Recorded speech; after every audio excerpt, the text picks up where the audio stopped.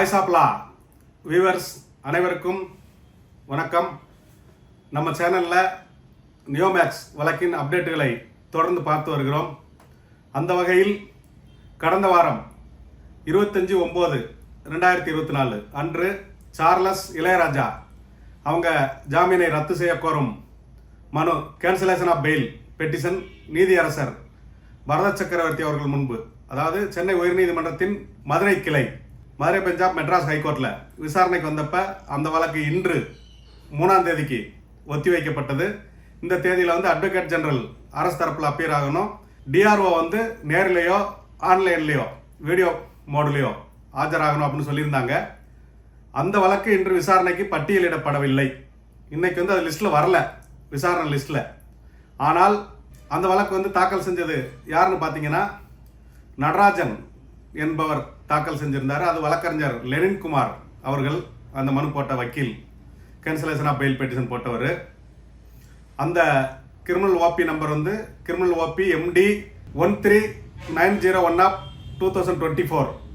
அது இன்னைக்கு லிஸ்ட்டில் இல்லை, விசாரணை லிஸ்ட்டில். பட் அதற்கு பதிலாக இன்னைக்கு புதியதாக வேறு சில மனுதாரர்கள், அதாவது ஜெய்சங்கர் என்பவர் போட்ட மனு, அது வழக்கறிஞர் திருமதி ரஜினி அவங்க தாக்கல் செஞ்சிருந்தாங்க. அதோட number criminal OP number criminal OP MD 15498/2024. அந்த மனு விசாரணைக்கு வந்திருந்தது. இந்த மனு இப்போ தான் விசாரணைக்கு வர்றதுனால ஏற்கனவே நிறுவன தரப்புலேயே நோட்டீஸ் வாங்கியிருந்தாங்க. ஆனால் இந்த வழக்கு யூஸ்வலாக விசாரணைக்கு வந்தது. இதில் ஏற்கனவே கொடுத்த டைரக்ஷன் இல்லை. இதில் டிஆர்ஓ அப்பியர் ஆகணும், அந்த மாதிரிலாம் எந்த டைரக்ஷன் இல்லாதனால இந்த வழக்கு அதே நீதியரசர் பரத சக்கரவர்த்தி அவர் முன்னாடி விசாரணைக்கு வந்திருந்தது. அப்போ நீதியரசர் ஏற்கனவே நம்ம கொடுத்த டைரக்ஷன் படி ரெடி பண்ணிட்டீங்களான்னு கேட்கும்போது அந்த வழக்கு விசாரணையில் இல்லை, இது வேற ஒரு வழக்கு தான் வந்திருக்குன்னு சொல்லும்போது, அப்போ எல்லா வழக்குகளையும் சேர்த்து மொத்தமாக 15/10/2024 தேதிக்கு வாய்தா போடுறேன். அந்த டேட்டில் ஒரு ப்ரொபோசல் ஃபார் செட்டில்மெண்ட், முதலீட்டாளர்களுக்கு புகார்தாரர்களுக்கு பணத்தை செட்டில் செய்வதற்கான ப்ரொபோசல் தயார் செய்து நீதிமன்றத்தில் ஆஜராகணும் அப்படின்னு சொல்லி நிர்வாக தரப்பு வழக்கறிஞருக்கு நீதியரசர் அவர்கள் உத்தரவிட்டிருக்காங்க. அதனால் இந்த வழக்கானது 15/10/2024 அன்று அனைத்து வழக்குகளும் சேர்ந்து மொத்தமாக விசாரணைக்கு வரும்.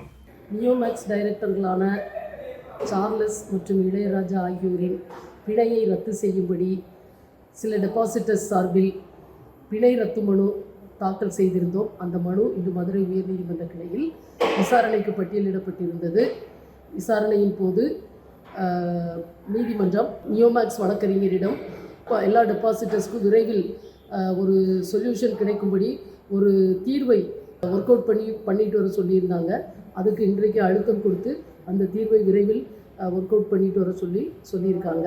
மேலும் EOWவை பொறுத்தவரை விரைவில் ஜிஓவெல்லாம் விரைவில் போட்டு இந்த நீதிமன்றத்தில் சமர்ப்பிக்க வேண்டும் என்று சொல்லியிருக்கிறார்கள். இது தொடர்பான எல்லா மனுக்களையும் இணைத்து பட்டியலிட்டு மறு விசாரணைக்கு 10/15 அன்று இது எடுத்துக்கொள்ளப்படும் என்று நீதிமன்றம் உத்தரவிட்டிருக்கிறது. இது போன்று மேலும் பல்வேறு செய்திகளுக்கு நம்ம சேனலை பாருங்க. நன்றி, வணக்கம்.